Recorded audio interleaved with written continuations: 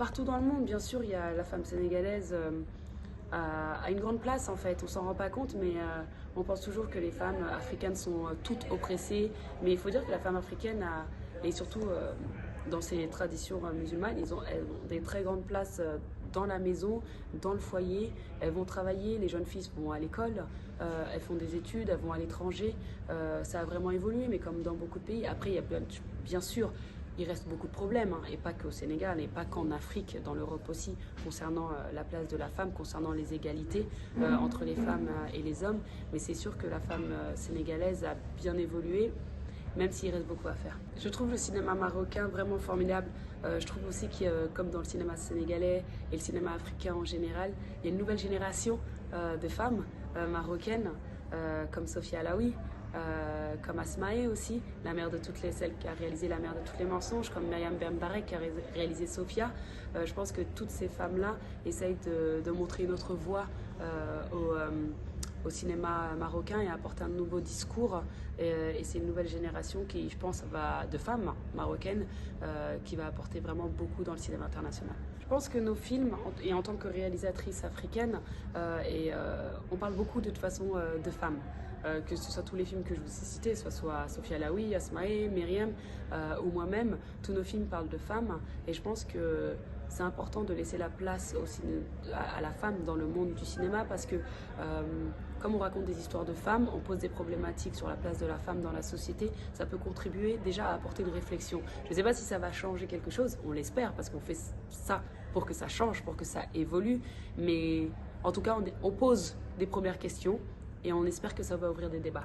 C'est que Banel, elle a une grande violence en elle. Elle est en colère, elle a une grande violence. Et si elle tue ses animaux, c'est pas parce qu'elle a envie de tuer ses animaux, c'est parce qu'elle a besoin de ressortir cette violence.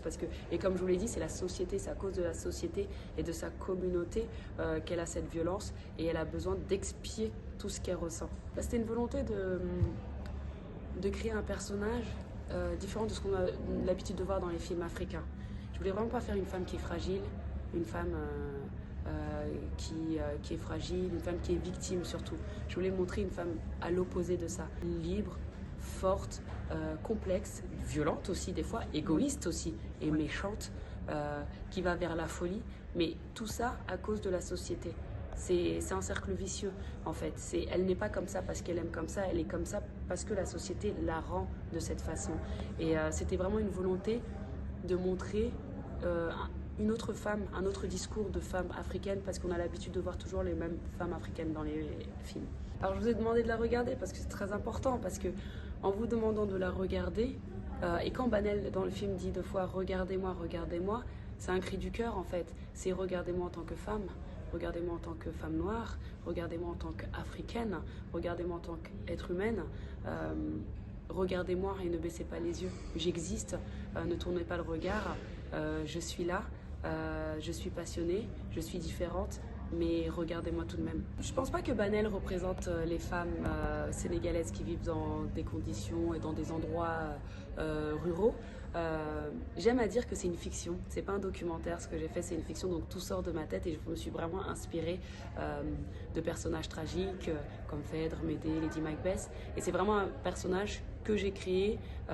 Il y a des inspirations bien sûr, mais on me pose souvent cette question, est-ce que Banel existe? Et je dis elle existe dans ma tête. Après je ne sais pas si elle existe en dehors. Doit avoir des Banel, peut-être pas aussi extrêmes que ma Banel, mais doit avoir des Banel oui en dehors et dans ces villages là.